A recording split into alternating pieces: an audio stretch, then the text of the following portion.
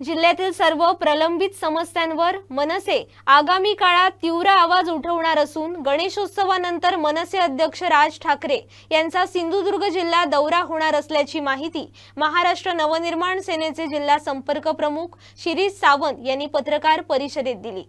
मालवणमध्ये महाराष्ट्र नवनिर्माण सेनेच्या या तालुका कार्यालयाचं उद्घाटन झालेलं आहे। गॅरी अनन्सिएशन यांच्या नेतृत्वाखाली महाराष्ट्र नवनिर्माण सेनेने आजचं हे कार्यालय या ठिकाणी आज सुरू केलेलं आहे आणि त्यानिमित्ताने माझे सहकारी जिल्हाध्यक्ष धीरज परब या ठिकाणी उपस्थित आहेत, गॅरी अनन्सिएशन उपस्थित आहेत, त्याचप्रमाणे उपजिल्हाध्यक्ष आमचे वाईरकर या ठिकाणी उपस्थित आहेत, कुणाल केंद्रेकर हे देखील आमचे उपजिल्हाध्यक्ष या ठिकाणी उपस्थित आहेत। या ठिकाणी आज आम्ही या स्वातंत्र्य दिनानंतरच्या येणाऱ्या पहिल्या रविवारी हे उद्घाटन केलेलं आहे आणि मालवण शहरामधील आणि तालुक्यातील सर्व समस्यांचं निराकरण करण्यासाठी पक्ष बांधणी, पक्ष वाढवणे, राजसाहेबांचे आचार विचार ध्येयधोरणं तळागाळात पोहोचवण्यासाठी म्हणून महाराष्ट्र नवनिर्माण सेना गॅरी यांच्या नेतृत्वाखाली प्रयत्नशील राहील।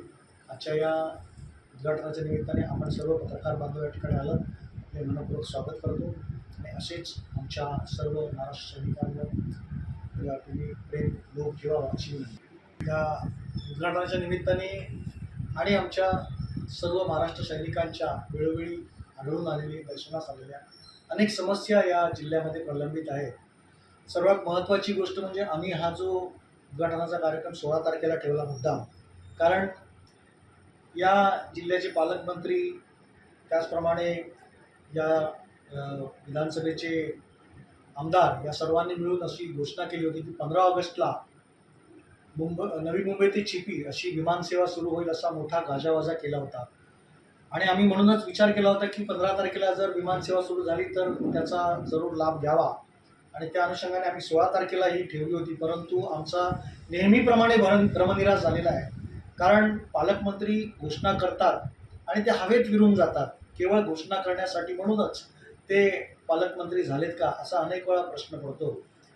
आत्ता नुकत्याच काही महिन्यापूर्वी सुरू असलेली M2M ची जी सेवा होती, जी भाऊचा धक्का ते विजयदुर्ग अशी M2M सेवा सुरू केली होती, मोठा गाजावाजा करून भारतीय जनता पक्षाच्या नेहमीच्या प्रथेप्रमाणे सवयीप्रमाणे त्यांनी सर्व ठिकाणी मोठे गाजावाजा केला, परंतु काही महिन्यातच त्यांना त्या M2M सेवेला घाशा गुंडाळावा लागला आणि ती नेहमीप्रमाणे बंद झाली।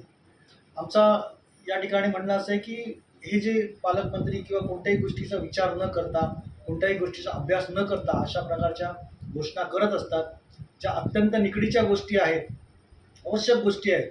उदाहरणार्थ रेल्वेच्या फेऱ्या वाढवणं, रेल्वे वेळेत सुटणं, रेल्वेत पोहोचणं, अशा अनेक विषय आहेत ज्याच्यावरती अजिबात लक्ष दिलं जात नाही आहे। मुंबई गोवा हायवे हा एक जागतिक विक्रम झाला असं म्हणायला हरकत नाही। राजसाहेबांनी गेल्या आठवड्यातच या मुंबई गोवा मार्गाला भेट दिली होती, पाहणी केली होती आणि त्यांचं म्हणणं असं होतं की राजकारणीच याचा कारणीभूत आहे आणि अर्थात राजकारणी हे जे सत्ताधारी पक्षाचे आहेत त्यांनीच वेळोवेळी या प्रकल्पाला खीळ घातलेली आहे, त्यामुळे हा प्रकल्प होऊ शकला नाही।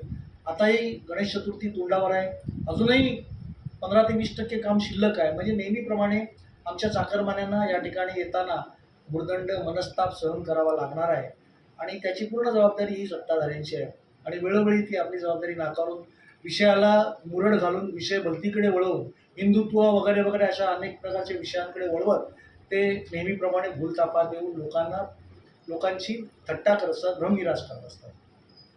याबरोबरच काही स्थानिक विषय आहेत ज्याच्यामध्ये जे मच्छीमारांचं LED जे परप्रांतीय मच्छीमार LEDच्या जहाजांचं बोटींचं या ठिकाणी मच्छीमारी करतात, त्याचा मोठा फटका स्थानिक मच्छीमारांना होतो आणि त्यासाठी म्हणून गेली अनेक वर्ष या ठिकाणी आमच्या स्थानिक मच्छीमारांचा लढा सुरू आहे, परंतु त्यांना आश्वासनाच्या पलीकडे काहीही हाती लागलेलं नाही।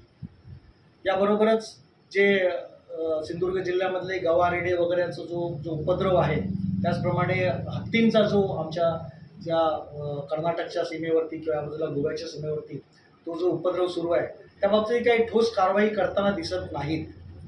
आणि अशी अनेक गोष्टी आहेत की केवळ भावनिक विषय पुढे आणून लोकांचा भ्रमनिरास करणं आणि जमल्यास मग लोकांचे निवडणुकीच्या दरम्यान त्या ठिकाणी हात ओले करणं वगैरे असे प्रकार करून विजय मिळवायचा, सत्ता मिळवायची असे प्रकार सुरू आहेत. अनेक प्रश्न लोकांचे प्रलंबित आहेत, ज्यामध्ये आता जो टोल नाका सुरू करणार आहे तसं त्याला जाहीर केलेलं आहे. 17 तारीखपासून जो उसरगावला टोल नाका सुरू करणार आहे. आमचं म्हणणं असं आहे की ओरोस हे जिल्ह्याचं ठिकाण आहे आणि साधारणपणे आपल्या सिंधुदुर्गची जी बाउंड्री आहे, खारेपाटणपासून ते ओरोसपर्यंत अनेक लोकांना कचेरीच्या कामासाठी या ओरोसमध्ये यावं लागतं. त्यांची दैनंदिन कामं असतात, त्यासाठी यावं लागतं. काही नोकरीसाठी येतात, काही कामाधंद्यासाठी येतात. परंतु या प्रत्येकाला येताना टोल भरून येणं हे शक्य होणार नाही.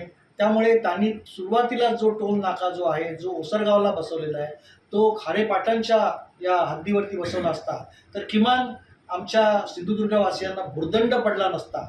आणि म्हणजे केवळ लोकांचा विचार न करता जे आपल्याला मनाला येईल अशा प्रकारची वागणूक या सरकारची सुरू आहे आणि त्याच्यावर कोणतीही लोकप्रतिनिधी या ठिकाणी आवाज उठवत नाहीत आणि लोकांच्या प्रश्नाची जाण नाही, लोकांच्या प्रश्नांचा आदर नाही. आणि म्हणून ही जनता सिंधुदुर्गामधली पिचत चाललेली आहे. पूर्णपणे आमच्याकडे जी जेनजी ज्याला म्हणतात ती पूर्ण पिढी आज या ठिकाणी नाराज आहे. या ठिकाणी सिंधुदुर्ग सोडून परगावी नोकरीसाठी जात आहेत.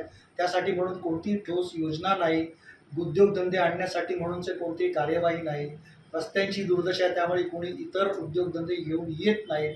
अशा अनेक प्रश्नांनी ही सिंधुदुर्ग नगरी, हा आमचा जिल्हा हा या ठिकाणी प्रचंड त्रासात आहे. आणि त्यासाठी म्हणून महाराष्ट्र नवनिर्माण सेना या ठिकाणी आवाज उठवणार आहे.